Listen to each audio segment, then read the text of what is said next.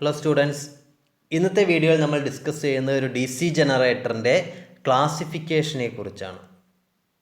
Previous വീഡിയോയിൽ നമ്മൾ DC generator എങ്ങനെയാണ് വർക്ക് ചെയ്യുന്നത്, അതിൻ്റെ കമ്പോണൻസ് എന്തൊക്കെയാണ് എന്നുള്ളതൊക്കെ ഡീറ്റെയിൽ ആയി തന്നെ ഡിസ്കസ് ചെയ്തിരുന്നു. അപ്പോൾ ഒരു DC ജനറേറ്റർ എന്ന് പറഞ്ഞു കഴിഞ്ഞാൽ സിംപ്ലി മെക്കാനിക്കൽ എനർജിയെ ഇലക്ട്രിക്കൽ എനർജിയാക്കി കൺവേർട്ട് ചെയ്യുക എന്നുള്ളതാണ് DC ജനറേറ്ററിൻ്റെ പ്രധാനപ്പെട്ട ഫങ്ഷൻ എന്ന് പറയുന്നത്.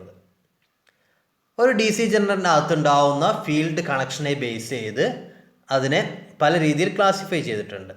നമുക്ക് നോക്കാം എങ്ങനെയൊക്കെയാണ് ഒരു DC ജനറേറ്ററിൻ്റെ ക്ലാസിഫിക്കേഷൻ വരുന്നത് എന്നുള്ളത്. DC ജനറേറ്ററിനെ പ്രധാനമായും സെൽഫ് എക്സൈറ്റഡ് ജനറേറ്റർ, അതുപോലെ തന്നെ സെപ്പറേറ്റ്ലി എക്സൈറ്റഡ് ജനറേറ്റർ എന്നിങ്ങനെ രണ്ടായിട്ടാണ് ക്ലാസിഫൈ ചെയ്തിട്ടുള്ളത്. ഇതിനകത്ത് സെൽഫ് എക്സൈറ്റഡ് ജനറേറ്ററിനെ again shunt generator, series generator, compound generator എന്നിങ്ങനെ ക്ലാസിഫൈ ചെയ്തിരിക്കുന്നു. കോമ്പൗണ്ട് ജനറേറ്ററിനെ ലോങ് ഷണ്ട് കോമ്പൗണ്ട് ജനറേറ്റർ എന്നും ഷോർട്ട് ഷണ്ട് കോമ്പൗണ്ട് ജനറേറ്റർ എന്നും രണ്ടായി ക്ലാസിഫൈ ചെയ്തിട്ടുണ്ട്.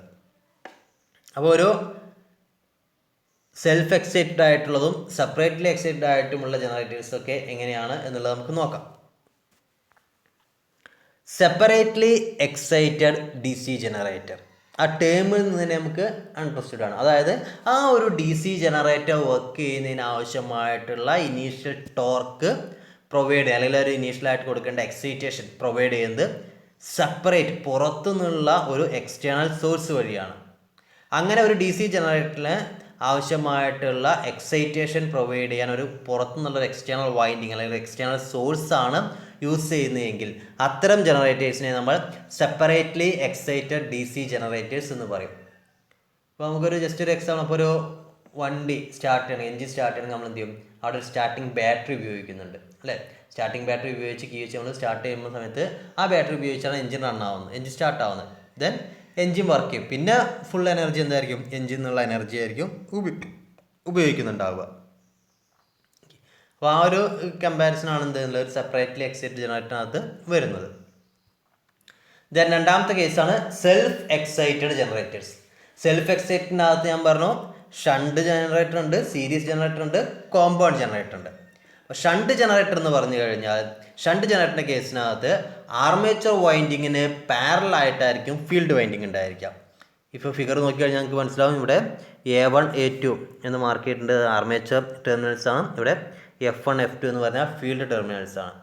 അപ്പോൾ ഒരു സെൽഫ് എക്സൈറ്റഡ് ജനറേറ്റർ എന്ന് പറഞ്ഞു കഴിഞ്ഞാൽ ആ ജനറേറ്റർ വർക്ക് ചെയ്യുന്നതിന് ആവശ്യമായിട്ടുള്ള ഇനീഷ്യൽ എക്സൈറ്റേഷൻ പ്രൊവൈഡ് ചെയ്യുന്നത് ജനറേറ്ററിനകത്തുള്ള വൈൻഡിങ്ങുകൾ ഉപയോഗിച്ച് തന്നെയായിരിക്കും. അങ്ങനെ ജനറേറ്ററിനകത്തുള്ള വൈൻഡിങ്ങുകൾ ഉപയോഗിച്ച് തന്നെ അതിന് സെൽഫ് എക്സൈറ്റേഷൻ പ്രൊവൈഡ് ചെയ്യുന്നുണ്ടെങ്കിൽ അത്തരം ജനറേറ്ററുകൾ നമ്മൾ സെൽഫ് എക്സൈറ്റഡ് ജനറേറ്റേഴ്സ് എന്ന് പറയുന്നത്. അതിനകത്ത് ഒരു DC ഷണ്ട് ജനറേറ്ററിൻ്റെ കേസിനകത്ത് നോക്കിക്കഴിഞ്ഞാൽ ആർമേച്ചർ വൈൻഡിങ്ങിന് പാരലായിട്ടായിരിക്കും ഉണ്ട്. ഇവിടെ ആർമേച്ചർ വൈൻഡിങ് ഉണ്ട്, അതിന് പാരലായിട്ടാണ് എന്തുള്ളത്, ഫീൽഡ് വൈൻഡിങ് ഉള്ളത്. ഓക്കെ, അപ്പോൾ ആർമേച്ചർ വൈൻഡിങ്ങിന് പാരലായിട്ടാണ് ഫീൽഡ് വൈൻഡ് കണക്ട് ചെയ്യുന്നുണ്ടെങ്കിൽ അത്തരം ജനറേറ്റേഴ്സിനെ നമ്മൾ ഷണ്ട് ജനറേറ്റേഴ്സ് എന്ന് പറയുന്നത്. രണ്ടാമത് വരുന്നതാണ് DC സീരീസ് സീരീസ് ജനറേറ്റേഴ്സ്. അപ്പോൾ ഇവിടെ പേരിൽ നിന്ന് തന്നെ അണ്ടർസ്റ്റുഡ് ആണ്. അതായത് ആർമേച്ചർ വൈൻഡിങ്ങിന് സീരീസ് ആയിട്ടാണ് കൊണ്ടുണ്ട്, ആർമേച്ചർ വൈൻഡിങ്ങിന് നേരെ സീരീസ് ആയിട്ടാണ് എന്തിട്ടുള്ളത്, ഫീൽഡ് വൈൻഡിങ് പ്രൊവൈഡ് ചെയ്തിട്ടുള്ളത്.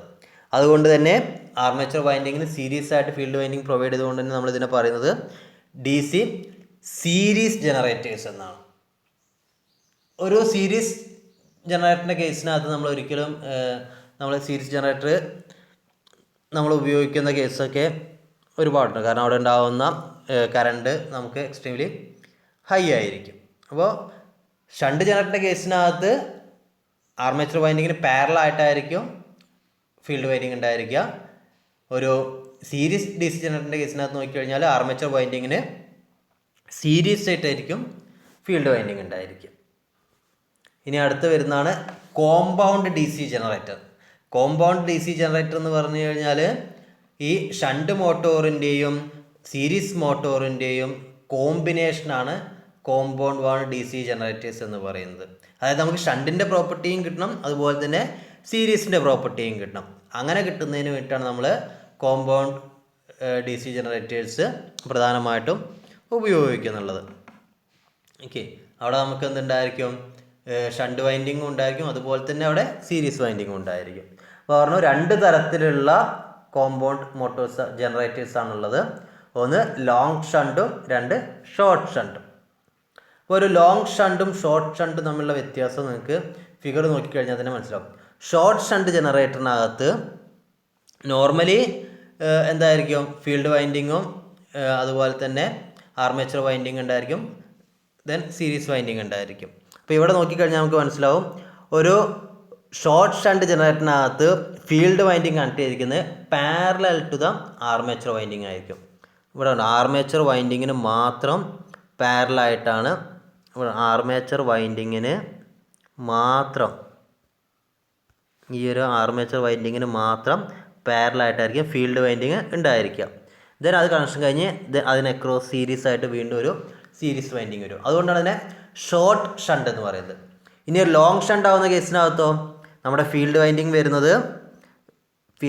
വരുന്നത് എന്താണ്, ആർമേച്ചർ വൈൻഡിങ്ങിനും അതുപോലെ തന്നെ സീരീസ് വൈൻഡിങ്ങും രണ്ടിനും അക്രോസ് ആയിട്ട് പാരലൽ ആയിട്ടായിരിക്കും ഉണ്ടാവുക. ഓക്കെ, അങ്ങനെയായിരിക്കും ഒരു ലോങ് ഷണ്ട് ജനറേറ്ററിനകത്ത് കണക്ഷൻ കൊടുത്തിട്ടുണ്ടായിരിക്കുക. അതായത് in long shunt compound generator winding is connected parallel to both armature winding and series field. ഇങ്ങനെ കണക്ഷൻ കൊടുക്കുന്നതിന് നമ്മൾ എന്ത് പറയുന്നത്, ഷണ്ട് ജനറേറ്റേഴ്സ് എന്ന് പറയുന്നത്. അപ്പോൾ വളരെ ഒരു ചെറിയ ടോപ്പിക്കാണ് നമ്മൾ ഡിസ്കസ് ചെയ്ത്, ഒരു DC ജനറേറ്ററിൻ്റെ ക്ലാസിഫിക്കേഷൻ, ഏതൊക്കെ രീതിയിലാണ് അതിനകത്തുണ്ടാകുന്ന വൈൻഡിങ്ങിനെ ബേസ് ചെയ്തിട്ട് DC ജനറേറ്റർ ക്ലാസിഫൈ ചെയ്തിരിക്കുന്നത് എന്നുള്ളതാണ് നമ്മളിന്ന് ഡിസ്കസ് ചെയ്ത്. എല്ലാവരും ഈ സർക്യൂട്ട് ഡയഗ്രവും അതുപോലെ തന്നെ അതിന് ബേസ്ഡ് ആയിട്ടുള്ള ചെറിയ നോട്ടും നിങ്ങളുടെ നോട്ട്ബുക്കിനകത്ത് നോട്ട് ചെയ്യുക. എന്തെങ്കിലും ഡൗട്ട്സോ കാര്യങ്ങളോ ഉണ്ടെങ്കിൽ ചോദിക്കുക. നമുക്ക് അടുത്ത ക്ലാസ്സിൽ പുതിയൊരു വീഡിയോയുമായിട്ട് ഡിസ്കസ് ചെയ്യാം. Okay, thank you.